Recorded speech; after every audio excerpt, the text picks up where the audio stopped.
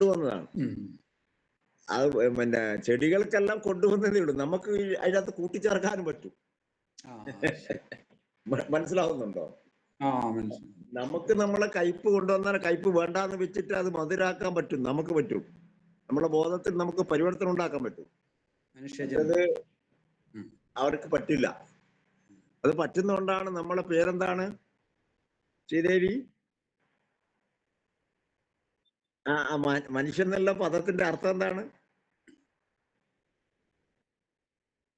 ജന്തുജന്യമായ സ്വഭാവത്തിൽ നിന്ന് മനനം ചെയ്ത് മനുഷ്യനാവുന്നവനാണ് മനുഷ്യൻ. അതാണ് മനനേത് മനുഷ്യകാരണം.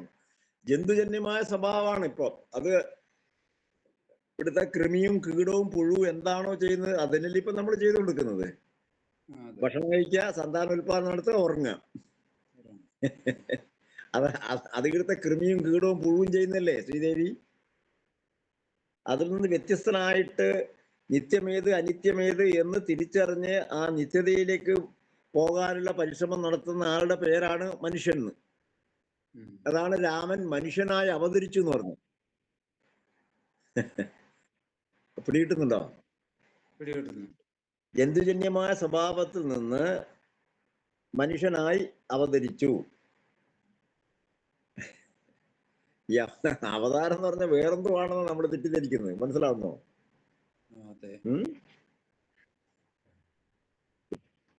പിടികിട്ടിയ പരിവർത്തനം ആരോ എന്തോ പറഞ്ഞോളൂ. രാമോ വിഗ്രഹവാൻ ധർമ്മ എന്ന് പറഞ്ഞാൽ അതിന്റെ ഒന്ന് പറയോ? രാമോ വിഗ്രഹാൻ ധർമ്മ, ധർമ്മത്തിന്റെ വിഗ്രഹമാണ് രാമൻ എന്നാണ്. അങ്ങനെയാണ് പറഞ്ഞിരിക്കുന്നത്. ധർമ്മവും ഇല്ല അധർമ്മവും ഇല്ല. ഇവിടെ ധർമാധർമ്മങ്ങൾക്ക് അതീതമാണ് ആത്മാവ്. മനസ്സിലാവുന്നോ? ധർമ്മം എന്ന് പറയണ്ടെങ്കിൽ നിങ്ങൾക്ക് അധർമ്മം കൂടിയല്ലേ ധർമ്മം ഉണ്ടാവുള്ളൂ. ധർമ്മമായിട്ട് നിലനിൽക്കുവോ? ധരിച്ചിരിക്കുന്ന ജീവനാണ് യഥാർത്ഥത്തിൽ ധർമ്മം. അതാണ് ധർമ്മോ രക്ഷതി രക്ഷിതാഹ എന്ന് പറയുന്നത്. ധർമ്മത്തെ ആര് രക്ഷിക്കുന്നുവോ ആ രക്ഷിക്കുന്ന ആളെ ധർമ്മം രക്ഷിക്കുന്നു പറയുന്നത് കൊണ്ടാണ്. മനസ്സിലാവുന്നോ? നമ്മളെ രക്ഷിക്കുന്നത് ഈ ശരീരത്തിന്റെ എല്ലാ പ്രവർത്തനങ്ങളും നോക്കുന്നത് നമ്മുടെ ജീവനല്ലേ? അപ്പൊ ജീവനല്ലേ ധർമ്മം? ജീവനെ നശിപ്പിക്കുന്നല്ലേ അധർമ്മം. മനസ്സിലാവുന്നോ? അപ്പൊ നമ്മൾ കുറെ കാര്യങ്ങൾ ഇങ്ങനെ ധർമ്മോ വിഗ്രഹവാൻ രാമ എന്നൊക്കെ പറഞ്ഞിട്ടുണ്ട്. രാമൻ എന്നുള്ള അർത്ഥം എന്താ? രമിക്കുന്നവനാണ്. സർവേഷു രമതേ ഇത് രാമ. സർവത്തിന്റെയും അന്തരത്തിൽ രമിക്കുക എന്ന് പറഞ്ഞാൽ ഈരണം ചെയ്തുകൊണ്ടിരിക്കുക. അതാണ് രമം. മനസ്സിലായോ? ആ രമം നമ്മളിപ്പോ എവിടത്തേക്കാണ് കൊണ്ടുപോകുന്നത് ജീവനെ? അത് അങ്ങോട്ട് പഠിക്കാം. എന്നാലും ഞാൻ അഡ്വാൻസ് ആയിട്ട് പറയാണ്. ഇപ്പൊ നമ്മൾ എല്ലാത്തിലും രമമാണ്. മനസ്സിലാവുന്നോ? കണ്ണിന്റെ രമം കാഴ്ച, മൂക്കിന്റെ രമം മണക്കുന്നത്, നാവിന്റെ രമം രുചിക്കുന്നത്, ഇതെല്ലാം രമം തന്നെയാണ്. അത് വ്യാസൻ വ്യക്തമായി പറഞ്ഞിരുന്നത് രമന്തിയെ ഉപരമന്തിയെ നിവൃത്തന്തേ ഹിംസാദിമ്യാദി ഇന്ദ്രിയാണിയസ്തേ യമ. യമനിയമം പഠിക്കുമ്പോൾ നിങ്ങൾ പഠിച്ചതൊന്നുമല്ല യമൻ എന്നുള്ള അർത്ഥം വരുന്നതാണ്. മനസ്സിലായോ? അത് യമനിയമം എടുക്കുമ്പോൾ ഞാൻ വിശദീകരിച്ചു തരാം. പിടികിട്ടുന്നുണ്ടോ? രാമൻ എന്ന് പറഞ്ഞാൽ രമിക്കുന്നവനാണ് രാമൻ. എവിടെ രമിക്കണം? ഇന്ദ്രിയങ്ങൾ രമിക്കുന്നവൻ രാവണനാണ്. ഇന്ദ്രിയങ്ങളെ വിട്ടിട്ട് ആത്മാവിൽ രമിക്കുന്നവനാണ് രാമൻ. എവിടെയാണ് രമിക്കുന്നത് എന്ന് ഓരോ വ്യക്തിയും സ്വയം ചോദിച്ചാൽ മതി. ക്ലിയർ അല്ലേ പറഞ്ഞത്? സാറേ പോയോ? നമ്മള് രാമനാണോ രാവണനാണോ? കഴിഞ്ഞു. ആരോടും പറയേണ്ടിട്ടോ ആൻസറിന് വേണ്ടിട്ടോ അല്ല ഞാൻ അത് പറയുന്നത്. മനസ്സിലായോ? ആൻസറിന്റെ ആവശ്യമില്ല. നമ്മൾ ആരാണ്, നമ്മൾ എവിടെയാണെന്നുള്ളത് നമ്മൾ നമ്മളോട് ചോദിച്ചിട്ട് നമ്മൾ നമ്മളിലേക്ക് തന്നെ പൂർണ്ണമായി രമിക്കുന്ന അവസ്ഥയല്ലേ രാമൻ. അതെ. രാമനെ കൊണ്ട് പറഞ്ഞുകൊണ്ടാണ് നിങ്ങൾ ഇത്രയും പറയാൻ കാരണം. മാനുഷ്യനല്ല രാമൻ, മാനവ ശിഖാമണി തന്നെ പറഞ്ഞിട്ടില്ലേ. ആ, ഇവിടെ നമ്മള് പഠിക്കുന്ന കഥയിൽ പായസം പിന്നെ കൊടുത്തിട്ടാണ് പിന്നെ അല്ലേ രാമൻ ഉണ്ടായെന്നല്ലേ പഠിക്കുന്നത്, അതെ അല്ലേ? അതെ. പോയോ? അതെ അതെ ആ, പുത്രകാമേഷ്ടി യാഗം നടത്തിയല്ലേ. അതെ അതെ. ആ പുത്രകാമേഷ്ടി യാഗം ആരാ നടത്തുന്നത്? ഋഷ്യശൃംഖനാണോ? വിഭാണ്ഡകപുത്രനായ ഋഷ്യശൃംഖൻ, അങ്ങനെ പറയണം. വിഭാണ്ഡകപുത്രനായ ഋഷ്യശൃംഖൻ, അങ്ങനെ തന്നെ പറയണം. ഋഷ്യശൃംഖൻ എന്ന് മാത്രം പറഞ്ഞാൽ പോരാ, വിഭാണ്ഡകപുത്രനായ ഋഷ്യശൃംഖൻ. അത് അങ്ങനെ തന്നെ പറയാൻ കാരണമുണ്ട്, മനസ്സിലായോ? ആ കാരണം ഒന്ന് പറയൂ സ്വാമി. ആ പറഞ്ഞുതരാ. അനുശ്രീ, അതെന്താന്ന് വിഭാണ്ഡകപുത്രൻ എന്ന് പറയുന്നത്? സ്വാമി അറിയില്ല, ഞാൻ കേട്ടിട്ടില്ല. കേട്ടിട്ടില്ലേ? രാമായണത്തിൽ പറയുന്നില്ലേ ഇത്? ഞാൻ ആ കഥ കേട്ടിട്ടില്ല. അപ്പൊ രാമായണം വായിക്കുമ്പോ അന്ന് അന്ന് അച്ഛനും പായസം അമ്മയും കൊടുത്ത വായിക്കുമ്പോ കഥയും ഞാൻ കേട്ടിട്ടില്ല. പായസം കൊടുത്ത ദശരഥനെ കഥയും കൊന്ന് കേട്ടിട്ടില്ലേ? അതിന്റെ കഥയും ഞാൻ കേട്ടിട്ടില്ല. പിന്നെ വിഭാണ്ഡകപുത്രനായ ഋഷ്യസിനെ കൊണ്ട് യാഗം നടത്തിയിട്ട് ആ യാഗാഗ്നിയിൽ നിന്ന് അഗ്നിദേവൻ പ്രത്യക്ഷപ്പെട്ട് പായസം കുംഭം കൊടുത്തിട്ട് ആ പായസം കഴിച്ചിട്ടാണ് കുട്ടികളുണ്ടായിരുന്ന കഥ. അതില് ഒരാൾക്ക് കൊടുക്കാൻ മറന്നുപോയി. മൂന്ന് ഭാര്യമാരാണല്ലോ, കൈസല്യ, കൈകേയി, സുമിത്ര. അവര് രണ്ടാളും കൂടെ സുമിത്രക്ക് കൊടുത്തു. ആ രണ്ടാളും സുമിത്രക്ക് കൊടുത്തപ്പോ 2 കുട്ടികളുണ്ടായിരുന്ന. ഭരതനും ശത്രുഘ്നും ഉണ്ടായത് ഇവർ രണ്ടാളും കൂടി കൊടുത്ത. മനസ്സിലാവുന്നോ? പകുതി കൈകേയി തന്റെ പകുതി സുമിത്രക്ക് കൊടുത്തു. എന്തൊക്കെയാണ് പഠിപ്പിക്കുന്നത്, പറഞ്ഞു തരുന്നത്? അങ്ങനെയാണെങ്കിൽ ഒരാൾ അന്ന് പിന്നെ വെള്ളം ഉണ്ടാക്കണ്ടെങ്കിൽ H2O, ഹൈഡ്രജൻ മോളിക്കൂളോ ഓക്സിജൻ മോളിക്കൂളോ ഏത് കാലത്ത് ആരും ചേർത്താലും എപ്പോഴും വെള്ളം ഉണ്ടാവൂലേ? ഏത് കാലത്ത് ആൾക്കാര് ഈ യാഗം ചെയ്താലും ആ യാഗത്തുനിന്ന് അഗ്നിദേവൻ വരണ്ടേ? ഇപ്പൊ അഗ്നിദേവൻ പോയോ? ഗൾഫിലേക്ക് പോയോ അഗ്നിദേവൻ? ഈ പായസം കൊടുത്തു എന്നുള്ളതിന്റെ തത്വബോധം എന്താ സ്വാമി? പറഞ്ഞു തരാം. അത് പറയേണ്ടിട്ടാണ് ഞാൻ ഇതാദ്യം പറയുന്നത്. മനസ്സിലായോ? 3 ദേവിമാര് എന്ന് പറഞ്ഞിരിക്കുന്നത് ഇച്ഛാശക്തി, ജ്ഞാനശക്തി, ക്രിയാശക്തി. ഇതാണ് കൗസല്യ, കൈകേയി, സുമിത്ര. മനസ്സിലായിരുന്നോ? ആ ഇച്ഛാശക്തി, ജ്ഞാനശക്തി, ക്രിയാശക്തി. ദശരഥൻ എന്ന് പറഞ്ഞാല് 10 ഇന്ദ്രിയങ്ങൾ ഓടിക്കുന്നവെന്ന അർത്ഥം. മനസ്സിലായോ? ഇടക്ക് മൂപ്പര് ബ്രഹ്മത്തിലേക്ക് ഓടിക്കും, ഇടക്ക് ഇന്ദ്രിയങ്ങളിലേക്ക് ഓടിക്കും. അതാണ് മൂപ്പര് ദേവന്മാരെ സഹായിക്കാൻ പോയി എന്നുള്ള കഥയൊക്കെ പറഞ്ഞാണ്. മനസ്സിലാവുന്നോ? അത് തന്നെയല്ലേ ഇപ്പൊ ഇടക്ക് നമ്മള് ആത്മാവിലേക്ക് പോകാൻ ശ്രമിക്കും, ഇടക്ക് ഇന്ദ്രിയങ്ങളിലേക്ക് പോകാൻ ശ്രമിക്കും. നമ്മളല്ലേ ദശരഥൻ?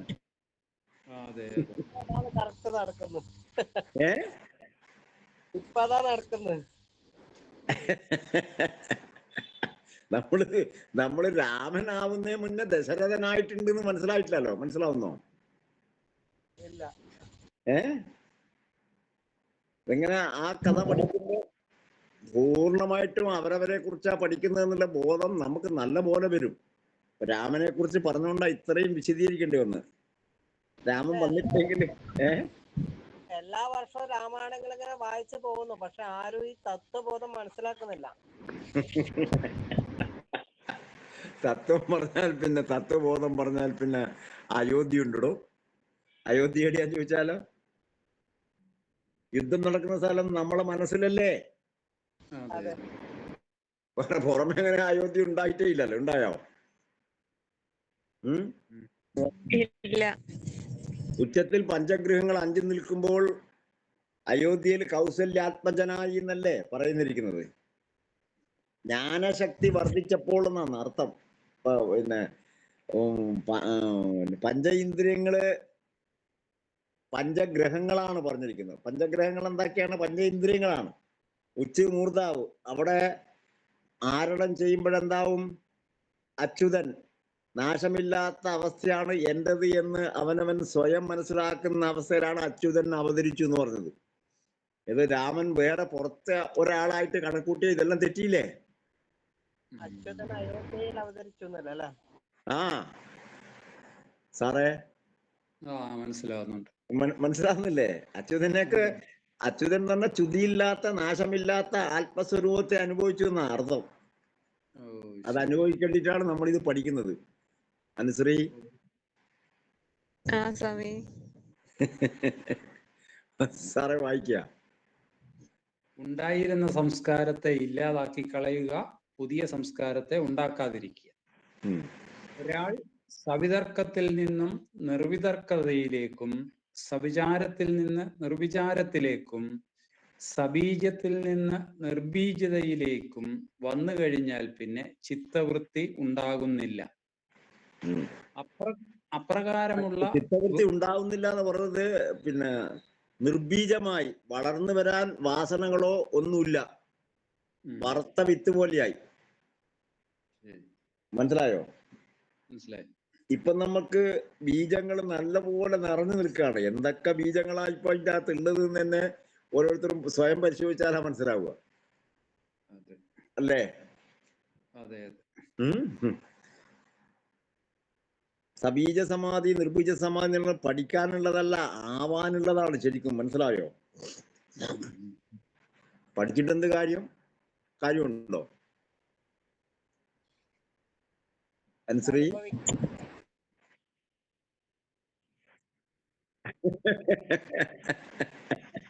പഠിച്ചാല് പരീക്ഷ പാസ്സായി പിന്നെ പുസ്തകം അൾമാരിന്റെ മേലെ വെക്കാം. പിന്നെ ഇതുമായിട്ട് യാതൊരു ബന്ധമില്ലാത്ത കാര്യം നിങ്ങൾക്ക് പഠിപ്പിക്കുകയും ചെയ്യാം.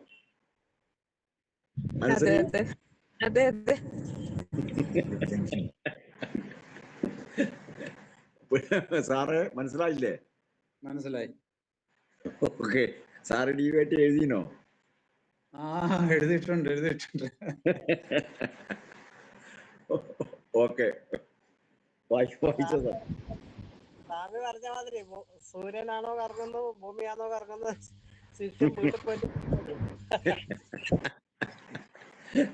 അത് വീട്ടിൽ പോയാൽ എന്തായാലും സൂര്യൻ തന്നെ തിരിയുന്നത്. സ്കൂളിലെത്തുമ്പോഴാണ് ഭൂമി തിരിയുക. ഓക്കെ, വായിക്കുക സാർ. അപ്രകാരമുള്ള വൃത്തിരാഹിത്യം കൊണ്ട് സർവവൃത്തി നിരോധമുണ്ടായി കൈവല്യത്തെ പ്രാപിക്കുന്നു. സമാധിപാദം എന്ന 1-ാം പാദം ഇവിടെ അവസാനിച്ചു. അതെ, കൈവല്യത്തെ പിന്നെ പ്രാപിക്ക എന്ന് പറഞ്ഞാൽ തെറ്റായ ഒരു കൺസെപ്റ്റാണ്. പക്ഷെ മനസ്സിലാവാൻ വേണ്ടി മാത്രം പറഞ്ഞാണ്. കൈവല്യത്തിലാണ് നമ്മൾ ഉള്ളത് എപ്പോഴും. എന്തെങ്കിലും ചെയ്തിട്ട് കൈവല്യം ആവേണ്ടതല്ല വാസ്തവത്തിൽ. അങ്ങനെയല്ല എന്ന് വിചാരിക്കുന്ന ആളുകൾക്ക് ഉള്ളതാണ് ഇതെല്ലാം. മനസ്സിലാവുന്നോ? ഞാനിനി എന്തൊക്കെയോ ചെയ്തിട്ട് ആവാനുണ്ട് എന്നുള്ള ധാരണയാണല്ലോ ഉള്ളത്. ഒന്നും ചെയ്യാനില്ല എന്ന് പറഞ്ഞാൽ പെട്ടെന്ന് ഉൾക്കൊള്ളാൻ പറ്റില്ലല്ലോ. പറ്റുമോ? ശ്രീദേവി, ഒന്നും ചെയ്യാനില്ലേ എന്ന് തിരിച്ചു ചോദിക്കൂലേ?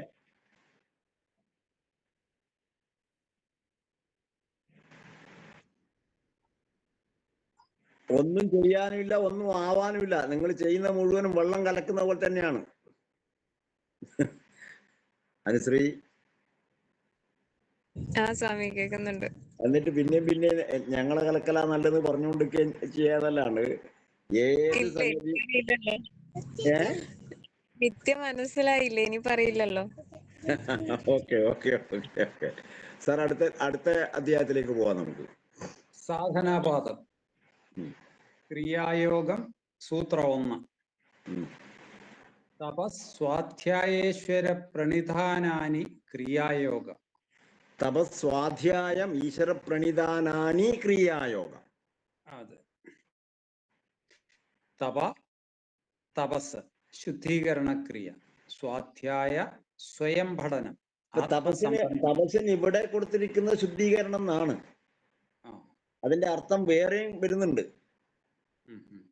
തപസ് എന്താണെന്ന് ചോദിച്ചു കഴിഞ്ഞാൽ വ്യാസൻ പറയുന്ന ഒരു നിയമം അങ്ങോട്ട് വരുന്നുണ്ട്. അത് നമ്മള് പിന്നെ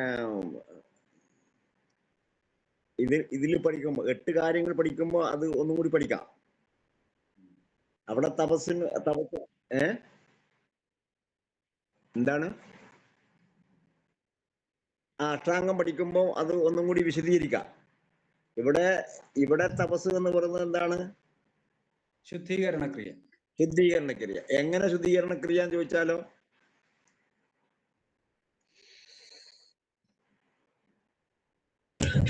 സ്വാമി അഷ്ടാംഗങ്ങളിൽ പ്രതിപാദിപ്പിച്ചിരിക്കുന്നത് വേറെയല്ലേ? ഇത് തന്നെയാണ് യമനിയമം, ആസനം, പ്രാണായാമം, പ്രത്യാഹാരം, ധാരണ, ധ്യാനം, സമാധി എന്ന് പറഞ്ഞിട്ട് ആളെ തപസ് പറഞ്ഞില്ലേ? ശൗച്യം, സന്തോഷം, തപസ്, സ്വാധ്യായം, ഈശ്വര പ്രണിധാനം എന്ന് പറയുന്നില്ലേ? അപ്പൊ അവിടെ പറയുന്ന തപസ്സും ഇവിടെ പറയുന്ന തപസ്സും എല്ലാം ഒന്ന് തന്നെയാണ്. മനസ്സിലാവുന്നോ?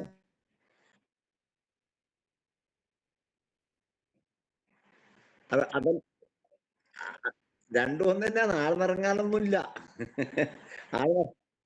ആഴ്ന്നിറങ്ങിയിട്ട് തന്നെയുള്ളത്. അങ്ങനെ ആഴ്ന്നിറങ്ങണം എന്നെല്ലാം പറയുമ്പോ പിന്നെയും നമ്മൾ കൺഫ്യൂഷനിലേക്ക് പോവാണ്. ഫോർ എക്സാമ്പിൾ പിന്നെ കടലിലെ വെള്ളം ഉപ്പല്ലേ? ആ കടലിലെ വെള്ളം ആവിയായി പോയി കഴിഞ്ഞാൽ അത് നല്ല വെള്ളമല്ലേ? അതല്ലേ തപസ്. സൂര്യൻ പിന്നെ ഇതിന്റെ ചൂട് കൊണ്ടല്ലേ ഇത് ശുദ്ധിയായിട്ട് വെള്ളമായിട്ട് വരുന്നത്. ആ ഒരു പ്രക്രിയയാണ് ഇവിടെ ശുദ്ധീകരണം എന്ന് പറഞ്ഞത്. മനസ്സിലായോ?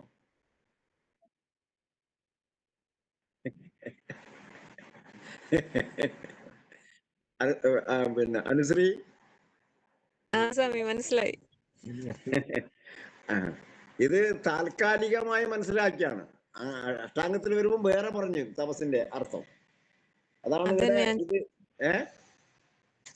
ഞാൻ ചോദിച്ചത്. അതും ഇതും ഒന്ന് തന്നെയാണ് ഞാൻ പറയുന്നത്. വ്യത്യാസമൊന്നും ഉണ്ടാവില്ല. അന്നേരത്ത് പറയുന്നത് ഉപമ പറയാതിരിക്കുന്നത് മാത്രം. ഈ ഉപമ കൊണ്ട് നിങ്ങൾക്ക് വേഗം മനസ്സിലായി ഇതാണ് കാര്യം. ശുദ്ധീകരണം അതന്നെ എന്ന് പറഞ്ഞാല് അതിന് വേറെ രീതിയിൽ പറയുമ്പോൾ നിങ്ങൾക്ക് ഒന്നും കൂടി മനസ്സിലാവും. എന്ന് പറഞ്ഞാൽ വെള്ളത്തിന്റെ സ്വഭാവം എന്താണ്? വെള്ളത്തിന്റെ സ്വഭാവം എന്താണ് ശ്രീദേവി? അല്ല, വെള്ളത്തിന്റെ സ്വഭാവം എപ്പോഴും താഴോട്ട് ഒഴുകുക എന്നുള്ളതാണ് വെള്ളത്തിന്റെ സ്വഭാവം. വെള്ളത്തിന്റെ സ്വഭാവം എന്താണെന്ന് വെച്ചാൽ എപ്പോഴും താഴ്ന്ന സ്ഥലത്തേക്കല്ലേ വെള്ളം പോകുള്ളൂ.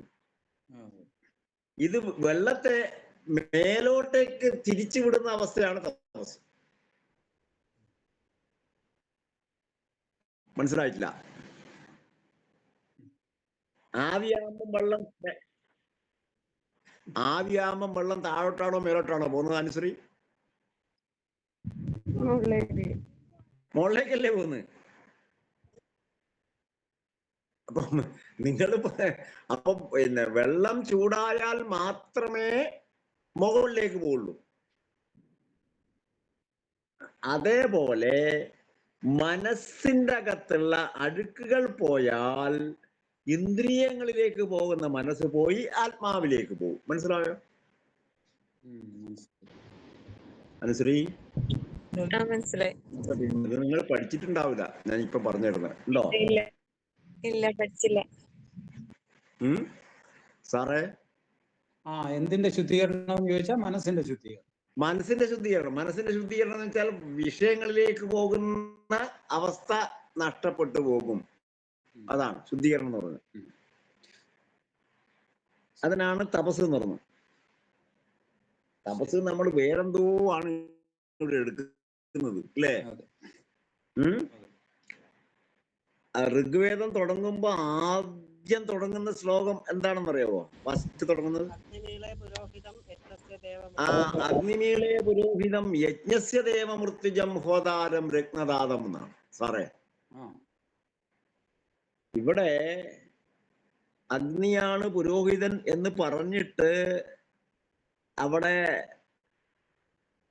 ഹവിസ് അർപ്പിക്കുകയാണ് അല്ലേ? ഹവിസ് എന്നാണ് അതിന് പറയാ. മഹാഭാരതം കഥ തുടങ്ങുന്ന ഒരു ഹവിസുമായി ബന്ധപ്പെട്ടിട്ടാണ്. അറിയാവോ ആ കഥ? അല്ല, ഈ പുരുഷനറിയാവോ ആ കഥ? ഓർമ്മയില്ല. അത് ഒരു യാഗം നടത്തുന്ന സമയത്ത് യാഗം നടത്തുമ്പോൾ സരമ എന്ന് പറയുന്ന പട്ടിയുടെ മക്കള് യാഗത്തെ നോക്കിപ്പോയി ആ ഹവിസ് പിന്നെ അശുദ്ധമായി എന്ന് പറഞ്ഞിട്ടാണ് ഈ സരമന്റെ മക്കളെ ശപിക്കുകയാണ്. എന്റെ സരമ പോയിട്ട് തിരിച്ച് ശപിക്കുന്നുണ്ട് ഇവരെ. മനസ്സിലാവുന്നോ? മനസ്സിലാകുന്നുണ്ട്, ഓർമ്മ ഞാൻ വായിച്ചത്. അത് തിരിച്ച് ശപിച്ചിട്ടാണ് പിന്നെ ഇതൊന്നും നേരെയാണ്ടായി പോയത്. സരമ എന്ന് പറഞ്ഞ ആരാണ്? ലോകത്തെ പട്ടിയല്ലേ? പട്ടിയാണ്. മഹാഭാരതം തുടങ്ങുമ്പോ ഒരു പട്ടി, അവസാനിക്കുമ്പോ ഒരു പട്ടിയാണ്.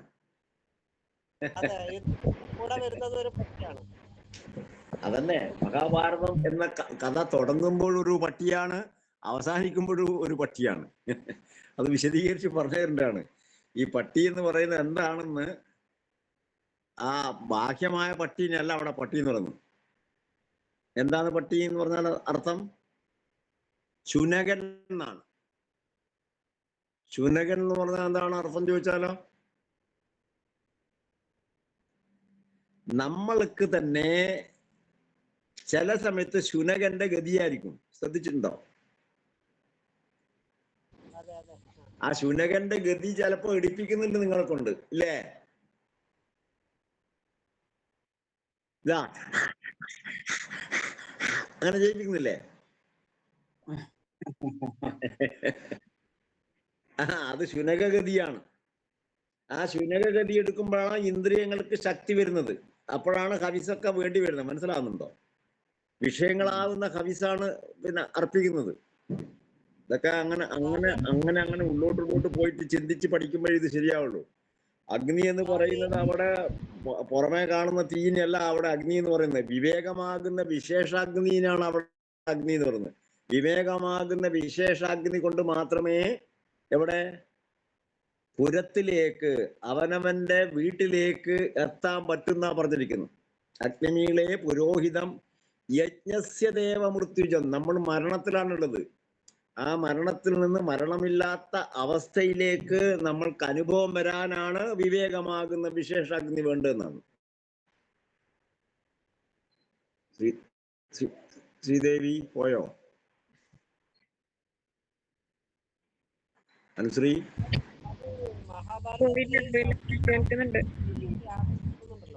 ആ പറഞ്ഞോ, എന്തായാലും പുരുഷു ശൗനകാദി ഋഷീശ്വരന്മാർ യാഗം നടത്തുന്നുണ്ടല്ലോ, ആണെന്നല്ലേ മഹാഭാരത കഥ പറയുന്നത്. നൈമിഷ്യാരണത്തിന് യാഗം നടത്തുന്നു, നിമിഷ നേരം ഉള്ള കാട്ടുന്നു. ഇപ്പൊ നമ്മൾ ഒരു നിമിഷ നേരത്തിൽ കാട്ടിലാണുള്ളത്. ഇത് ഞാൻ ഗുരുവായൂർ അമ്പലത്തിൽ നിന്ന് ഈ ചൊല്ലിയിട്ട് ഞാൻ പ്രഭാഷണം പറഞ്ഞപ്പോ, ഞാൻ പറഞ്ഞിട്ടുണ്ടോ എന്നറിയില്ല, ഒരുപാട് ആളുകൾ എന്നെ പറഞ്ഞു, ബ്രാഹ്മണന്മാര്, ഒരുപാട് ബ്രാഹ്മണന്മാരല്ലാത്ത ആളുകളും പറഞ്ഞു എന്റെ സൈഡ്. മനസ്സിലായോ? എന്നിട്ട് ഞാൻ പറഞ്ഞു, വള്ളത്തോൾ നാരായണമേനോൻ വ്യാഖ്യാനിച്ച ഋഗ്വേദം എടുത്തിട്ട് കൊണ്ടുപോകാൻ നമുക്ക് നോക്കാന്ന് പറഞ്ഞു. അപ്പൊ കുറെ ആൾക്കാർ എന്റെ സൈഡിലും ഉണ്ടല്ലോ, എനിക്കുള്ള കുറച്ച് ആൾക്കാര്. അവര് പറഞ്ഞ് നമ്മൾ 10-25 കൊല്ലമായി ഇരുന്ന് പ്രഭാഷണം കേൾക്കുന്നു, ഇങ്ങനെ ഒരാൾ ഇതുവരെ പറഞ്ഞിട്ടില്ല. അവരെന്നെ പറഞ്ഞാണ്. മനസ്സിലാവുന്നോ? ഇത്രയും ഡെപ്തായിട്ട് പറയാൻ പറ്റൂല പുരുഷു. കാരണം വെച്ചാൽ എല്ലാം എടുക്കുന്ന ബാഹ്യാർത്ഥത്തിലാണ്, ആന്തരിക അർത്ഥത്തിൽ എടുക്കുന്നേ ഇല്ല. ഇപ്പം ഇന്നിപ്പം പിന്നെ ഇതാഘോഷിക്കുന്നു, ഇന്ന് പിറന്നാൾ ആഘോഷിക്കുന്നു. എന്തെന്നാണ് ഫൗസി പിറന്നാള്?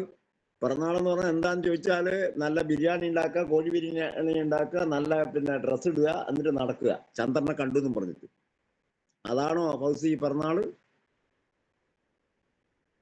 ഫൗസി പോയോ? നമ്മൾ ആഘോഷിക്കുന്നത് ഇപ്പൊ ഗുരുജി പറഞ്ഞ സാധനം തന്നെയാണ്.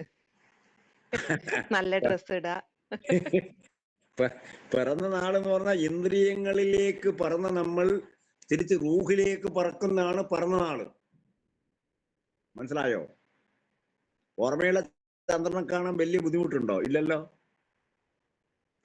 അകത്തുള്ള ചന്ദ്രനെ കാണണം. മനോകാരക ചന്ദ്രക. സബ് കോൺഷ്യസ് മൈൻഡിനെ നമ്മൾ അറിയുന്ന അവസ്ഥയാണെന്ന് പിറന്നാളെന്ന് പറയുന്നു. ഇസ്ലാം മതം പറഞ്ഞിരിക്കുന്ന അതാണ്. പക്ഷെ ഇവിടെ ചെയ്യുന്ന തികച്ചും തലതിരിഞ്ഞിട്ടാ. ആണോ അല്ലയോ? തത്വബോധം ആരും മനസ്സിലാക്കുന്നില്ല. തത്വം മനസ്സിലാക്കുന്നില്ല ആരും, പുറത്തുള്ളത് മാത്രം. ഫൗസി മൊയ്ലിയന്മാരോട് പറഞ്ഞേക്കണ്ട കേട്ടോ. മൊയ്ലിയന്മാരോട് പറഞ്ഞേക്കണ്ട. അവര് ഇസ്ലാം വിരോധാണ് നീ പറയുന്നത് പറയപ്പാട്. മനസ്സിലായോ? വീട്ടുന്നുണ്ടോ? മനസ്സിലാവുന്നുണ്ട്. ഞാൻ ആലോചിച്ചതല്ലേ, എനിക്ക് വട്ടാന്ന് പറയുമെന്ന്. ഇസ്ലാമില് തന്നെ ശരീഅത്ത്, ത്വരീഖത്ത്, ഹഖീഖത്ത്, മാരിഫത്ത്. ആ മാരിഫത്തും കഴിഞ്ഞിട്ട് അനൽ ഹക്ക്, അനാ ഉൽ ഹക്ക് എന്നാണ്. അനാഹുൽ ഹക്ക് എന്ന് പറഞ്ഞാൽ അഹം ബ്രഹ്മാസ്മി, തത്വമസി, പ്രജ്ഞാനം ബ്രഹ്മം, അയം ആത്മബ്രഹ്മ എന്നൊക്കെ പറയുന്ന അതേ വാക്ക് തന്നെയാണ് ഇസ്ലാമിൽ പറയുന്ന അനൽ ഹക്ക്, അനാ ഉൽ ഹക്ക്. വാക്കുകളുടെ വ്യത്യാസം ഒന്നും ഇല്ല. മനസ്സിലാവുന്നോ? വീട്ടുന്നുണ്ടോ പറയുന്നത്? മനസ്സിലാവുന്നുണ്ട്. ആ അപ്പൊ ഇന്ന് പെരുന്നാൾ ആഘോഷിച്ചു. ഇന്ന് രാവിലെ തന്നെ ഒരു മുസ്ലിം കുട്ടി എൻ്റെ വീട്ടില് ബെല്ലടിച്ച് കാണാൻ വരുന്നു. കയ്യിൽ ഒരു സഞ്ചിയുണ്ട്. ഞാൻ ചോദിച്ചു, ഇതെന്താ മോനെ? ഇത് അരിയാണ്. ഇത് എല്ലാ വീട്ടിലും കൊടുക്കാൻ തന്നതാണ്, പള്ളി കമ്മിറ്റി തന്നതാണ് അരി. അപ്പൊ ഞാൻ അരിയും മേടിച്ചു, നിഷേധിച്ചില്ല.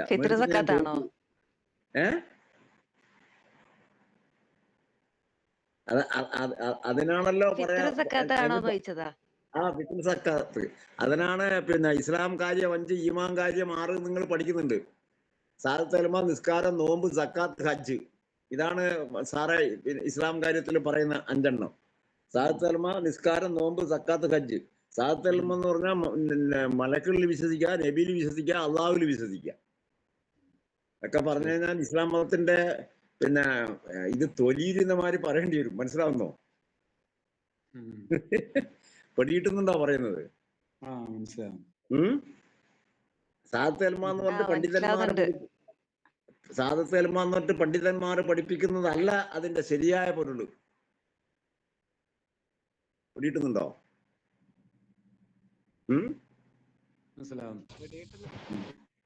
മനസ്സിലാവുന്നുണ്ട്. ഗുരുജി പറഞ്ഞോളൂ. ഇതിൻ്റെ അകത്ത് ഇസ്ലാം നീ ഒരു കഷായത്തെ കൂട്ടേ നീ മാത്രമേ ഉള്ളൂ. മറ്റുള്ളവർക്ക് എന്തൊക്കെയോ സ്വാമി പറയുന്ന മാതിരി തോന്നും. എന്നാലും പറയാതിരിക്കുന്നത്. ഇന്ന് പെരുന്നാൾ ആണല്ലോ. പിന്നെ പറയാ, ശരീഅത്ത് എന്ന് പറഞ്ഞാൽ ബാഹ്യ നിയമം. ശരീഅത്ത് എന്ന് പറഞ്ഞാൽ എന്താണ്?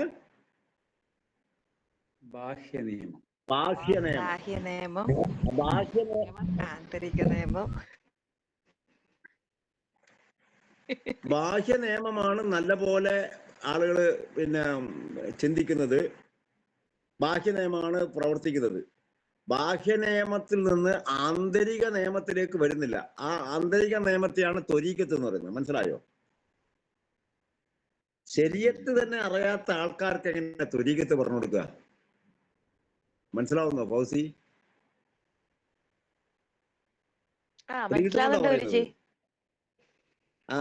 അങ്ങനെന്ന് പറഞ്ഞാൽ മനസ്സിലാവില്ല. വേറെ രീതി പറഞ്ഞാൽ വേഗം മനസ്സിലാവും. എന്ന് പറഞ്ഞാല് ശരീഅത്ത് എന്ന് പറഞ്ഞാൽ സാഗരമാണ് എന്ന് വിചാരിക്കുക, കടല്. ആ കടലില് തന്നെ ഒരുപാട് സാധനങ്ങളില്ലേ കടലില്. ആ ശരീഅത്താകുന്ന സാഗരത്തിൽ നമ്മൾക്ക് രത്നമാണ് എടുക്കേണ്ടതെന്ന് വിചാരിക്കുക. ആ രത്നം എടുക്കണ്ടെങ്കിലും പിന്നെ ത്വരീഖത്താകുന്ന കപ്പൽ ഉണ്ടാക്കണം. സാധനയാണ് കപ്പൽ എന്ന് പറഞ്ഞത്. മനസ്സിലായോ? പിടികിട്ടുന്നുണ്ടോ?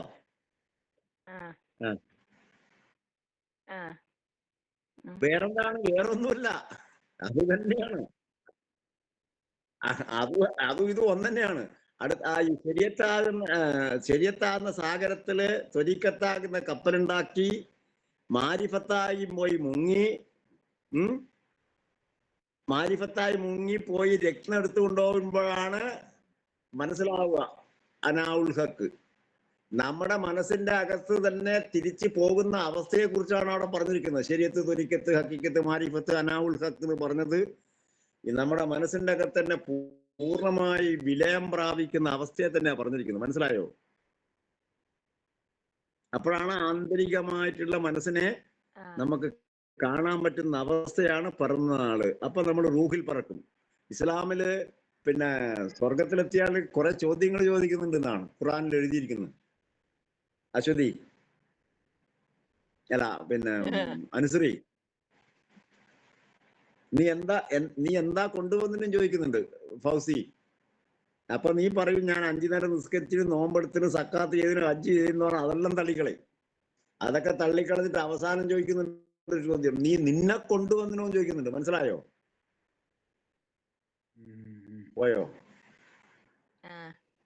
നീ നിന്നെ കൊണ്ടുവന്നിനോ ചോദിച്ചാൽ അതിന്റെ അർത്ഥം നീ നിന്റെ റൂഹിനെ സാംശീകരിച്ചിട്ടുണ്ടോ ആത്മാവിനെ സാംശീകരിച്ചിട്ടുണ്ടോ എന്നാ ചോദ്യം. ഇസ്ലാം മതം പോകുന്നത് ആ വഴിക്കാണ്. മനസ്സിലായോ?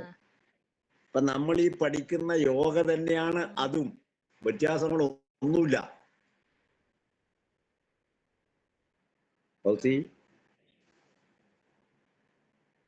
മനസ്സിലാവുന്നില്ലേ ഞാൻ പറയുന്നത്?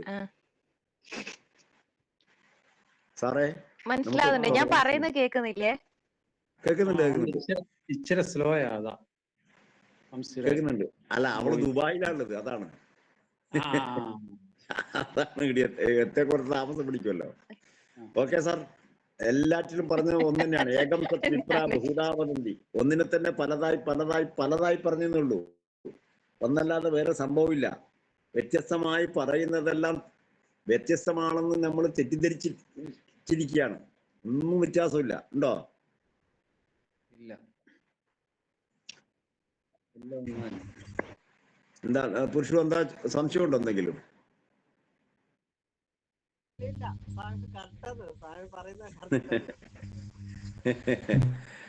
ഓക്കെ സാർ, നമുക്ക് വായിക്കാം. തപസ് ശുദ്ധീകരണ ക്രിയ, സ്വാധ്യായ സ്വയം പഠനം, ആത്മസംബന്ധമായ പഠനം, ഈശ്വര പ്രണിധാനാനി, ഈശ്വരനെ പ്രണിധാനം, അതായത് മുറിവില്ലാതെ ഈശ്വര സേവ എന്നിവ ക്രിയായോഗമാകുന്നു. തപസ്, സ്വാധ്യായം, ഈശ്വര പ്രണിധാനം എന്നിവയാകുന്നു ക്രിയായോഗം. ഏതെങ്കിലും ഒരു ആഗ്രഹം മനസ്സിൽ ഇരിക്കുമ്പോൾ അത് സാധ്യമാണോ എന്ന ഒരു ചോദ്യം വരുന്നു. സാധ്യമാക്കാവുന്നതാണ് സിദ്ധി. സിദ്ധിയുടെ സാധ്യത ഇരിക്കുന്നത് സാധനത്തിലാണ്. സാധനത്തിൽ നിന്നും സാധ്യമായതിനെ സിദ്ധിയാക്കാൻ ശ്രമിക്കുന്നവനാണ് സാധകൻ. സാധകൻ സിദ്ധിയെ ലക്ഷ്യമാക്കിക്കൊണ്ട് അതിനെ സാധ്യമാക്കുവാൻ ചെയ്യുന്ന ക്രിയയാണ് സാധന. ഇങ്ങനെ സാധന എന്ന വാക്കിൽ സാധ്യം, സാധനം, സാധകൻ, സാധന, സിദ്ധി എന്നീ 5 വിവക്ഷകൾ പാരസ്പര്യപ്പെട്ട് നിൽക്കുന്നു. ക്രിയായോഗം എന്നതിലെ ക്രിയ എന്ന വാക്ക് കൃ ധാതുവിൽ നിന്ന് വരുന്നു. ഇവിടെ സാധകൻ അനുഷ്ഠിക്കേണ്ടിയിരിക്കുന്നത് 3 കാര്യങ്ങളാണ്: തപസ്, സ്വാധ്യായം, ഈശ്വര പ്രണിധാനം. തപസ് എന്നത് ഒരു ശുദ്ധീകരണ ക്രിയയാണ്. നമ്മുടെ ശരീരത്തിലും ഇന്ദ്രിയങ്ങളിലും അന്ധക്കരണത്തിലും സംസ്കാര രൂപത്തിൽ വന്നു ചേർന്നിട്ടുള്ള ഒട്ടനേകം ദോഷങ്ങളുണ്ട്. സ്വർണത്തെ തീയിലിട്ടൊരുക്കി അതിൽ കലർന്നിരിക്കുന്ന ദോഷങ്ങളെ എരിച്ചു കളഞ്ഞിട്ട് തനി തങ്കമാക്കുന്നത് പോലെ മനസ്സിനെയും അഭ്യാസങ്ങളിലൂടെ ശുദ്ധീകരിക്കേണ്ടിയിരിക്കുന്നു.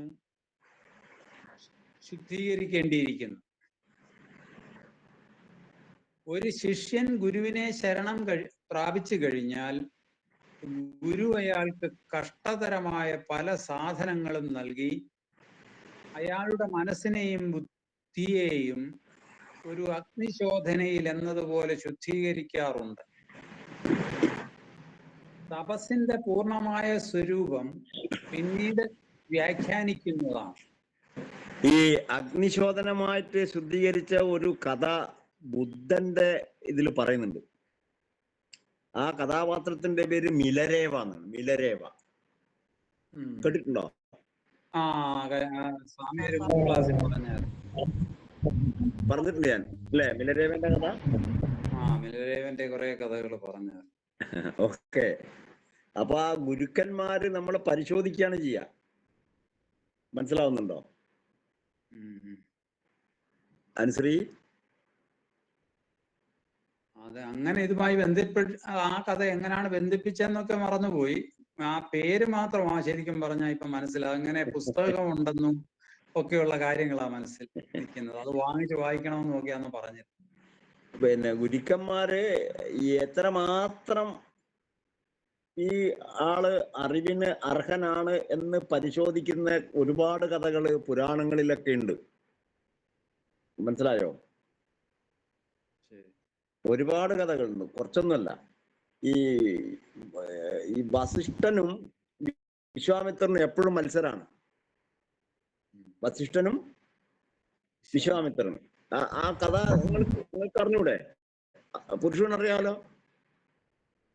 അത് കേട്ടിട്ടുണ്ട്. വിശ്വാമിത്രൻ തപശക്തിയാണ് പിന്നെ ഏറ്റവും വലിയ ബലം എന്നറിഞ്ഞിട്ട് പിന്നെ അങ്ങനെ രാജർഷിയായ കഥയല്ലേ? രാജർഷി അല്ല, രാജർഷി എന്നുള്ള വിളി കേൾക്കുമ്പോ അദ്ദേഹത്തിന് ദേഷ്യം പിടിക്കും. രാജർഷി ആണ് എല്ലാരും വിളിക്കുക. അദ്ദേഹത്തിന് ബ്രഹ്മർഷി ആവണം. വസിഷ്ഠനാണ് ബ്രഹ്മർഷി. അപ്പോൾ ഈ പിന്നെ വസിഷ്ഠൻ ബോധപൂർവം പിന്നെ രാജർഷിന്ന് വിളിക്കും. ഇങ്ങേർക്ക് ദേഷ്യം പിടിക്കും. മനസ്സിലാവുന്നോ? അവസാനം പിന്നെ ഇനിയിപ്പം വസിഷ്ഠനെ കൊന്നുകളയാന്നുള്ള രീതിയിൽ ഇദ്ദേഹം പിന്നെ ആയുധം എടുത്തിട്ട് പിന്നെ വരും വസിഷ്ഠന്റെ പിന്നെ പർണശാലയിലേക്ക്. ആ വസിഷ്ഠന്റെ പർണശാലയിലേക്ക് വരുമ്പം വസിഷ്ഠൻ ഭാര്യയോട് പറഞ്ഞു കൊടുക്കുകയാണ്, അവനെ ഞാൻ ബ്രഹ്മർഷിയാക്കാൻ വേണ്ടി എത്ര ത്യാഗം ചെയ്തു. എന്നിട്ട് അവന് മനസ്സിലാവണ്ടേ? മനസ്സിലായോ? ആളുകൾ നമ്മളെ വിളിച്ച് അപമാനിക്കുമ്പോ നമുക്ക് മനസ്സിലാവണം, നമ്മൾക്ക് നമ്മളെ അഹന്ത കുറയുന്നുണ്ടോ ഇല്ലയോ എന്ന് മനസ്സിലാക്കണം. ആ അഹന്ത കുറയാൻ നമ്മളെ അപമാനിക്കുന്ന ആളുകളാണ് നമ്മളെ ഗുരു. മനസ്സിലാവുന്നോ? അവരെ നമുക്ക് ഗുരുവായിട്ട് കാണാൻ പറ്റുമോ അനുശ്രീ? ഇല്ല സ്വാമി. ആളെ കൂട്ടത്തിൽ നമ്മൾ അവമാനിക്കുന്ന ആളെ കാല് പോയി തൊട്ട് നെറ്റിമിലേക്കാൻ പറ്റുമോ? നിങ്ങൾ എന്റെ ഗുരുവാണ്, എന്റെ മനസ്സിന്റെ പറഞ്ഞത് അങ്ങനെ കാണണമെന്നല്ലേ പറയുന്നത്. അതെ, അത് ഇത് എപ്പോഴും ഇദ്ദേഹം പിന്നെ ഇയാളെ ഇൻസൾട്ട് ചെയ്യുക. ആരെ? വിശ്വാമിത്രനെ ഇൻസൾട്ട് ചെയ്യുന്നത് എന്തിനാണെന്ന് ചോദിച്ചാൽ വിശ്വാമിത്രനിലുള്ള അഹന്ത കുറക്കാനാണ്. മനസ്സിലായോ? അയാൾ ബ്രഹ്മർഷി പദത്തിൽ നിന്ന് പിന്നെ രാജർഷി പദത്തിൽ നിന്ന് ബ്രഹ്മർഷി ആവാൻ അഹന്ത ഉണ്ടെങ്കിൽ സാധിക്കില്ല. ആ അഹന്ത പോക്കാനാണ് മറ്റയാൾ ശ്രമിച്ചുകൊണ്ടിരിക്കുന്നത്. മനസ്സിലായോ? പിടിയിട്ടുന്നുണ്ടോ? രജോഗുണമുള്ള ആളെന്നുള്ള നിലയിലാണ് അതെ, രജോഗുണത്തെ പോക്കിയാലല്ലേ പിന്നെ അതിന്റെ അങ്ങപ്പുറത്ത് കടക്കാൻ പറ്റൂ. ഇത് പോക്കുന്നില്ല. വിശ്വാമിത്രൻ എന്നുള്ള വാക്കിന്റെ അർത്ഥം തന്നെയാണ് വിശ്വത്തിന് മിത്രനായവൻ അല്ല, വിശ്വത്തിന് അമിത്രനായവനാണ്. വിശ്വത്തിന് അമിത്രനായ ആത്മാവിന്റെ സുമിത്രനാവുന്നത് ആരോ അദ്ദേഹത്തിന്റെ പേരാണ് അമിത്രൻ. മനസ്സിലായോ? നമ്മളിപ്പം വിശ്വമിത്രന്മാരാണോ അമിത്രന്മാരാണോ? എന്താണ് നമ്മള്? ആൻസർ വേണ്ട. എനിക്ക് ആൻസറിന്റെ ആവശ്യമില്ല. നമ്മൾ സ്വയം ചോദിക്കാനാണ് പറഞ്ഞത്. മനസ്സിലാവുന്നോ അനുശ്രീ? നീ ആരാണ്? വിശ്വമിത്രനാണോ വിശ്വാമിത്രനാണോ? വിശ്വാമിത്രൻ. വിശ്വമിത്രനിൽ നിന്ന് വിശ്വ അമിത്രനായി മാറി ആത്മാവിന്റെ സുമിത്രനായി മാറാനാണ് നമ്മൾ ഈ യോഗ പഠിക്കുന്നത്. മനസ്സിലാവുന്നോ? അതെ അതെ. കറക്റ്റ് അല്ലേ? സാറേ ഞാൻ പറഞ്ഞത് മനസ്സിലായില്ലേ? ക്ലിയർ അല്ലേ? ക്ലിയർ. ഓക്കെ, അടുത്ത വായിക്കാം. തപസ്സിന്റെ പൂർണ്ണമായ സ്വരൂപം പിന്നീട് വ്യാഖ്യാനിക്കുന്നതാണ്. അതാണ് തപസ്സിന്റെ സ്വരൂപം. നമ്മൾക്ക് അഷ്ടാംഗ യോഗയിൽ പഠിക്കാനുള്ളത് കൊണ്ടാണ് പയ്യെ പറയാന്ന് പറഞ്ഞത്. മനസ്സിലായോ? ശരി, ഓക്കെ. സ്ഥൂല സൂക്ഷ്മ ശരീരങ്ങളിലെ ദോഷത്തെ ഒഴിവാക്കാനുള്ള ശുദ്ധീകരണ ക്രിയയായി ആദ്യം തപസ്സിനെ മനസ്സിലാക്കിയാൽ മതി. ശരീരത്തിനും മനസ്സിനും ഉള്ള ദോഷങ്ങൾ ഒഴിഞ്ഞു വരുമ്പോൾ ആത്മസ്വരൂപത്തെ പറ്റി ഒരാൾ കൂടുതൽ അറിഞ്ഞു തുടങ്ങും. അതിനെ ബോധപൂർവമുള്ള ശ്രദ്ധ കൊണ്ടും മനനം കൊണ്ടും കൂടുതൽ അന്വേഷണത്തിന് വിധേയമാക്കുമ്പോൾ സ്വാധീനമായി സ്വസ്വരൂപം നല്ലപോലെ അറിഞ്ഞു തുടങ്ങുമ്പോൾ തന്റെ യഥാർത്ഥ സ്വരൂപം ജീവന്റേതല്ലെന്നും ഈശ്വരന്റേതാണെന്നും മനസ്സിലായി തുടങ്ങും. ഇപ്പൊ യഥാർത്ഥ സ്വരൂപം നമ്മൾ ഒരിക്കലും നമ്മളെ ഉള്ളില് നമ്മൾ ഈശ്വരനാണെന്ന് ഇട്ടിട്ടേയില്ല കേട്ടോ. ശ്രീദേവി, അനുശ്രീ കേട്ടോ? എന്താ പറഞ്ഞത് മനസ്സിലായോ? മനസ്സിലായിട്ടില്ല. അനുസരിച്ച് ഞാൻ പറഞ്ഞ എന്താന്ന് മനസ്സിലായെന്നല്ല ചോദ്യം. ഇല്ല, ഞാൻ പുറത്താണുള്ളത്, അതുകൊണ്ട് എനിക്ക് ക്ലിയർ ആവുന്നില്ല ഇപ്പോഴും. നീ എന്തിന് പുറത്താവുന്നു? നീ പുറത്താകണ്ട, നീ അകത്താവുന്നല്ലേ ഞാൻ പറഞ്ഞുകൊണ്ട് നിൽക്കുന്നത്. അതെ അതെ.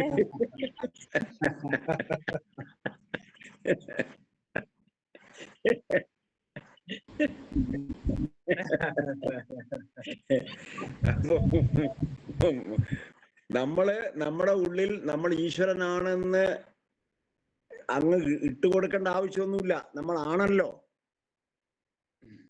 അതെ, നമ്മളെ ഉള്ളിൽ തന്നെ അല്ല എന്നുള്ളത് നമ്മൾ സൃഷ്ടിക്കുന്ന അനുശ്രീ എന്ന നാമമാണ് അതിന് അടിസ്ഥാന കാരണം.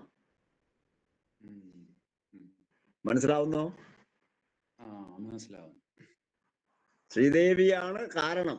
ശ്രീദേവി വരാൻ തുടങ്ങിയപ്പോ നീ ഈശ്വരനാന്നുള്ളത് മറക്കാനുള്ള ഉപാധിയാണ് ശ്രീദേവി. അപ്പൊ നീ പോന്നത് നീ സൃഷ്ടിച്ച അല്ലെങ്കിൽ ആരോ സൃഷ്ടിച്ചു തന്നിരിക്കുന്ന സ്മൃതിയിലേക്ക് നീ പോവുകയാണ്. നേരത്തെ സ്മൃതിയെ കുറിച്ച് നമ്മൾ പഠിച്ചിട്ടുണ്ട്.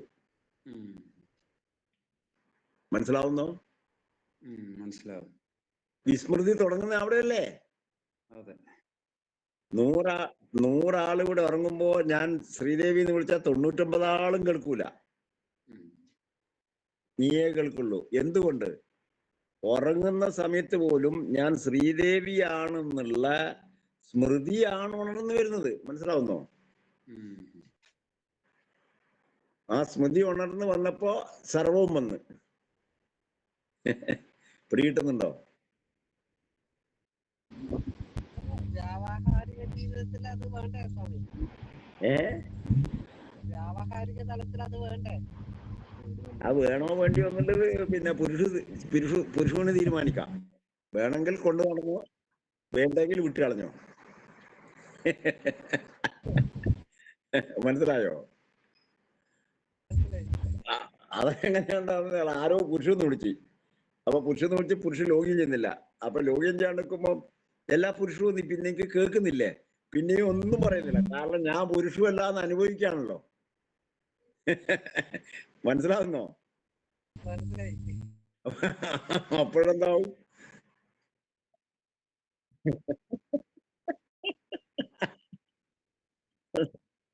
അല്ല, അങ്ങേർക്ക് എന്തോ തീരെ സുഖമില്ല. നേരത്തെ തന്നെ ലേശം കുറവാണ്, ഇപ്പൊ അത് കൂടിയെന്ന് പറയും. മനസ്സിലാവുന്നോ? ഇത് തമാശ രീതിയിൽ പറയുന്നത് ആയാലും നമ്മളെ അനുഭവിക്കാൻ തടസ്സം നിൽക്കുന്നത് ഇത് തന്നെയാണ്. പാറമാരി നിൽക്കുകയാണ്. അതാണ് പൃഥ്വി എന്ന് പറഞ്ഞത്. മനസ്സിലായോ?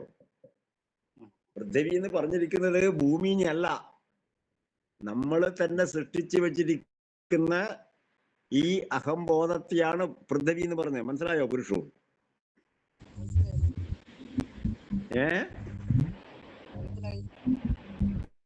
എന്താണ്?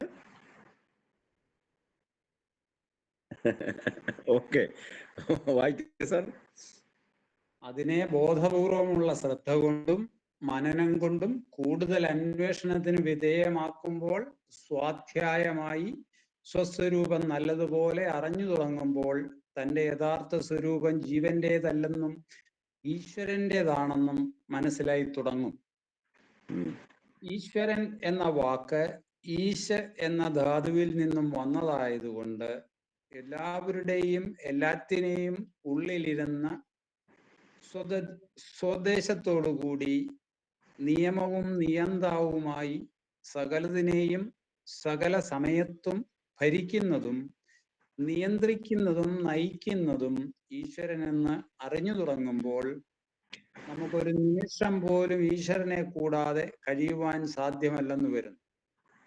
നാരായണ ഗുരുദേവൻ ഈശ്വരനെ കുറിച്ച് പറഞ്ഞത് എന്താണെന്നറിയാവോ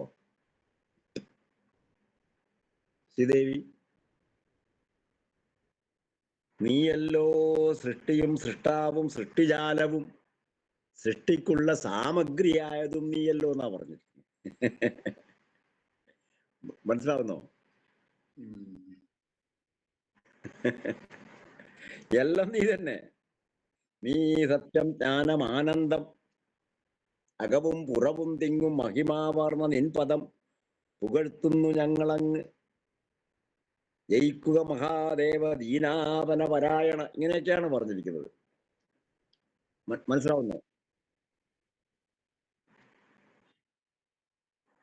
ജയിക്കുക മഹാദേവ ദീനാവന പരായണ. ദീനന്മാർക്ക് അഭയം കൊടുക്കുന്നത് ഈ ശക്തി തന്നെയാണെന്നുള്ള അർത്ഥത്തിലാണ് ദീനാവന പരായണ. മനസ്സിലായോ? അപ്പോ പിന്നെ നീയല്ലോ സൃഷ്ടിയും സൃഷ്ടിജാലവും സൃഷ്ടിക്കുള്ള സാമഗ്രിയായതും നീ തന്നെ. എല്ലാം എല്ലാം നമ്മൾ തന്നെയാണ്, വേറെ ആരും ഇല്ല എന്നാണ്. മനസ്സിലാവുന്നോ? ഉണർന്ന മഹാത്മാക്കളെല്ലാം പറഞ്ഞു തന്നതെല്ലാം ഒരേപോലെ തന്നെയാണ്, അതിൽ വ്യത്യാസങ്ങളൊന്നുമില്ല. ഒരു വ്യത്യാസമില്ല. ഇസ്ലാം മതത്തിൽ സൃഷ്ടിയെ കുറിച്ചും സൃഷ്ടാവിനെ കുറിച്ചിട്ടും വ്യക്തമായി പറയാനുണ്ട്. പക്ഷെ അവരെടുക്കുന്ന അർത്ഥം തെറ്റിപ്പോയി എന്ന് മാത്രമേ ഉള്ളൂ. മനസ്സിലായോ? വേറെ ഏതോ ഒരു സ്ഥലത്തൊരു സൃഷ്ടാവുണ്ട് എന്നുള്ള രീതിയിലാണ് അവർ മുഴുവനും കൈകാര്യം ചെയ്യുന്നത്, അല്ലേ? 3 നേരവും പറയാന്ന് അള്ളാഹു അക്ബർ, ഈശ്വരൻ വലിയവനാണെന്ന്. മനസ്സിലായോ ശ്രീദേവി? അതെ. അള്ളാഹു അല്ലാതെ മറ്റൊരു ഇലാഹ് ഉണ്ടാവാൻ പാടില്ല, മറ്റൊരു ദൈവം നിനക്ക് ഉണ്ടാവാൻ പാടില്ല. മറ്റൊരു ദൈവം നിനക്ക് ഉണ്ടാവാൻ പാടില്ല. മറ്റൊരു ദൈവം നിനക്ക് ഉണ്ടാവാൻ പാടില്ല എന്ന് പറഞ്ഞാൽ നീ പുറത്തേക്ക് പോയി വേറൊരു ദൈവത്തെ സൃഷ്ടിക്കരുതെന്നാ പറഞ്ഞതിന്റെ അർത്ഥം. നീ തന്നെയാണ്, നിന്റെ ഉള്ളിലുള്ള റൂഹ് തന്നെയാണെന്നുള്ള ദൃഢബോധം വരാനാണ് ഇതിങ്ങനെ പറഞ്ഞു കൊടുക്കുന്നത്.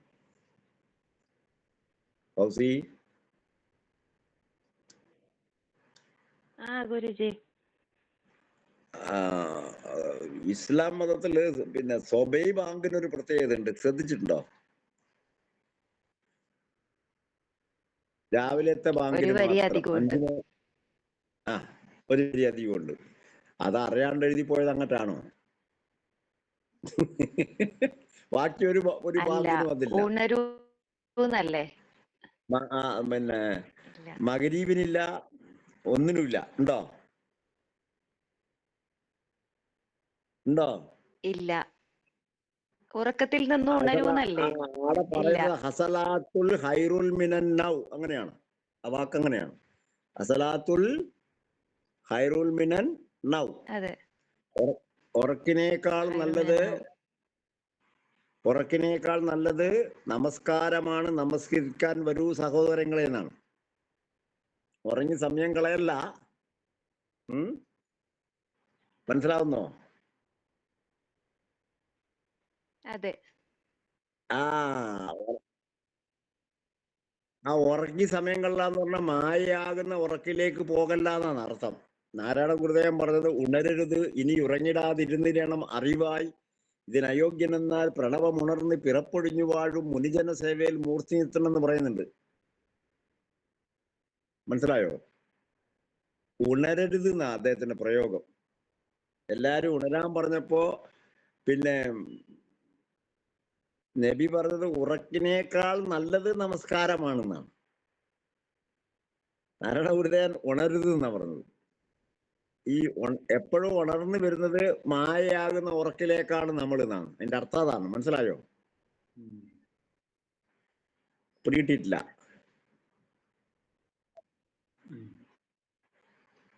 നീ ശ്രീദേവിയാണ് മനസ്സിലായി. എന്നുള്ള തെറ്റായ ബോധത്തിലേക്ക് നീ ഉണർന്നു വരികയാണ്. നീ ആത്മാവാണെന്നുള്ള ബോധത്തിലേക്ക് നീ വരുന്നേ ഇല്ല. മനസ്സിലായോ? അതാണ് മായയാകുന്ന ഉറക്കെന്ന് പറഞ്ഞത്. പിടികിട്ടിയോ? പിടികിട്ടിയോ? ഞാൻ പറഞ്ഞത് പിടികിട്ടിയോ എന്നുണ്ട് ചോദ്യം. ആ ഉറക്കിലേക്ക് വരരുതെന്നാണ് പറഞ്ഞത്. അതാണ് ഉണരരുത്, ഇനി ഉറങ്ങിടാതിരുന്നിരണം അറിവാണ് നമ്മൾ ഓരോരുത്തരും. ആ അറിവാണ് ഞാൻ എന്നുള്ള അവസ്ഥയിലേക്ക് വരണം എന്നാ പറഞ്ഞത്. ഉണരരുത്, ഇനി ഉറങ്ങിടാതിരുന്നിരണം അറിവായി. അങ്ങനെ പറ്റുന്നില്ലെങ്കിൽ ഉണർന്ന വല്ലവരുണ്ടോ നോക്കിയിട്ട് അവരെ സേവിച്ചു കഴിഞ്ഞാൽ അവർ ഉണരാനുള്ള കാര്യം പറഞ്ഞിരുന്നാ പറഞ്ഞത്. അനുശ്രീ,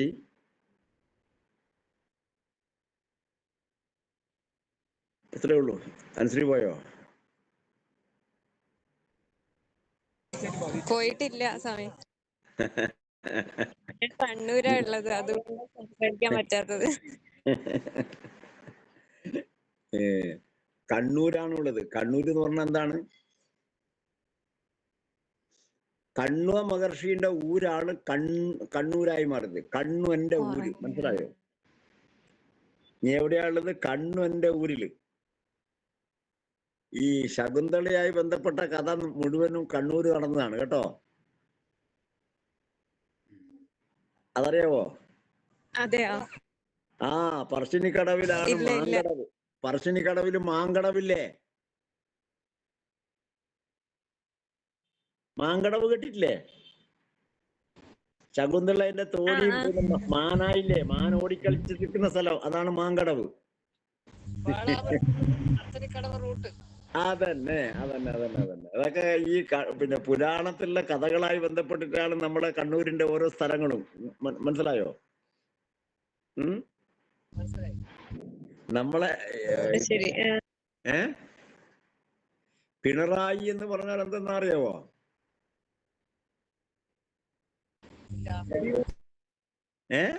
പിണറായി വിജയൻ. പിണറായി വിജയൻ. അതാരാ പറഞ്ഞത്?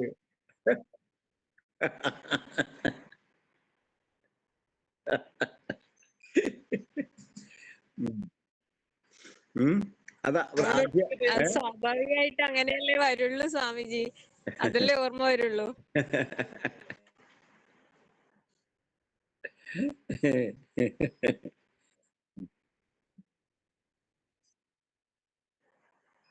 ആറവസ്ഥ കടന്നിരിക്കുന്ന ആളുകളുള്ള സ്ഥലത്തിനാണ് പിണറായി എന്ന് പറയുന്നത്.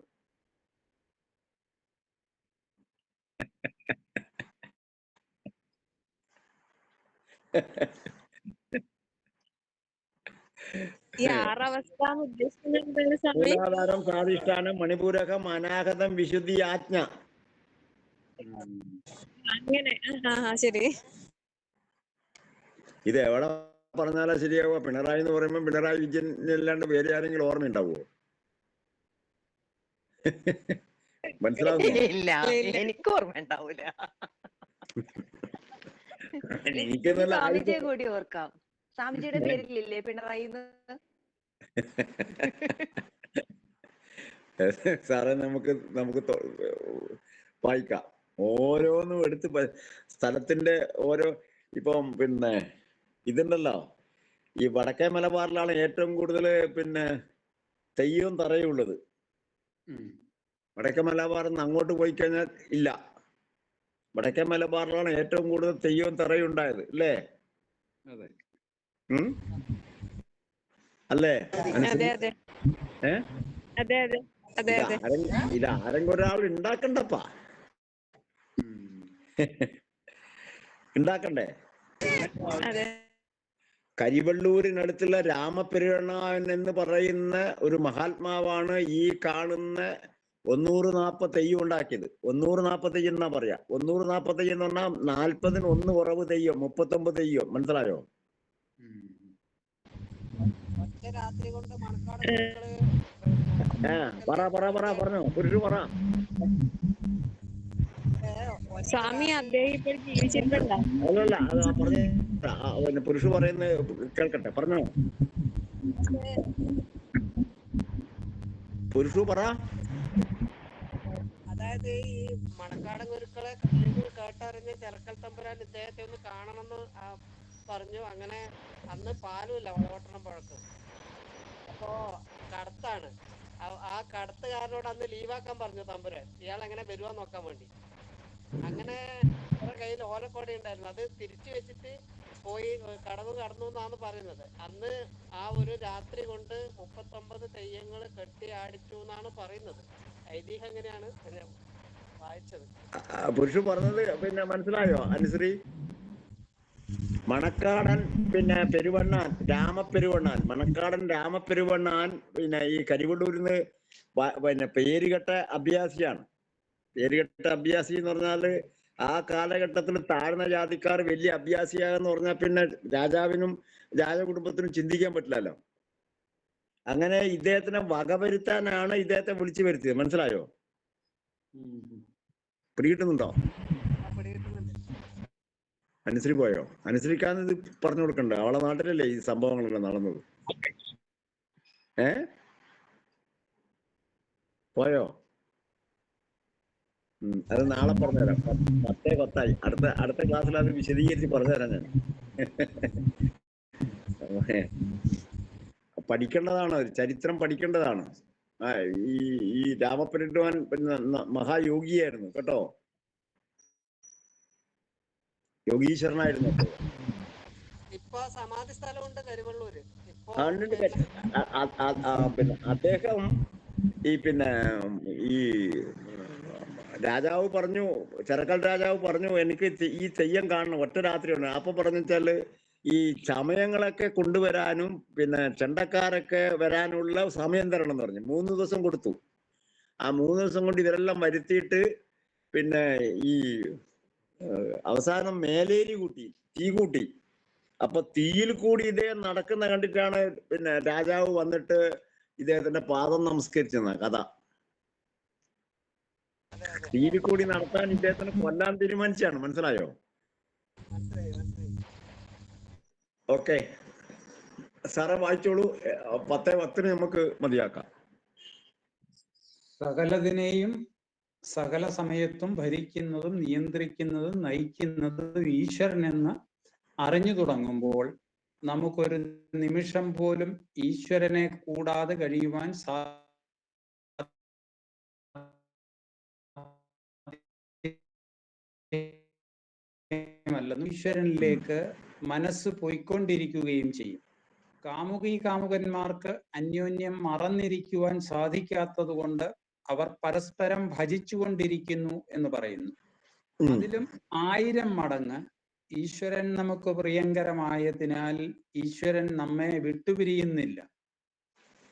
വസ്തുവിവേകത്തെ ഈശ്വര പ്രണിധാനം എന്ന് പറയുന്നു. തപസ്സും സ്വാധ്യായവും ഈശ്വര പ്രണിധാനവും ചേർന്നതാണ് ക്രിയായോഗം. തുടർന്ന് വരുന്ന സൂത്രത്തിൽ ക്രിയായോഗത്തെ ദൈനംദിന ജീവിതത്തിൽ എപ്രകാരം അനുഷ്ഠിച്ച് യോഗരൂഢനായി തീരാം എന്ന് പറയുന്നു. യോഗാരൂഢനായി തീരാം എന്ന് പറയുന്നു. വ്യാസന്റെ അഭിപ്രായത്തിൽ സമാധിപാദത്തിൽ പറഞ്ഞിട്ടുള്ള സമാഹിത ചിത്തത്തിൽ ജീവിത ലക്ഷ്യം കാണുന്ന സാധകന് വേണ്ടി നൽകിയിരിക്കുന്ന സാധനാ നിർദ്ദേശമാണ് ക്രിയായോഗമായി ഈ സൂത്രത്തിൽ പറഞ്ഞിരിക്കുന്നത്. ക്ലിയർ അല്ലേ? അതെ.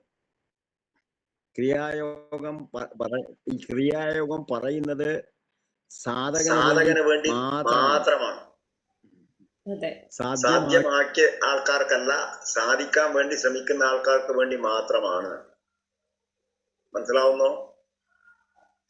സാധിക്കണമെന്ന് താല്പര്യമുള്ളവർക്ക് വീണ്ടും നന്നായി പറഞ്ഞു കൊടുക്കുകയും ചെയ്യുന്നുണ്ട്. ഓക്കെ, അപ്പൊ ഇന്ന് മതിയാക്കാം. ചൊല്ലിക്കോളൂ.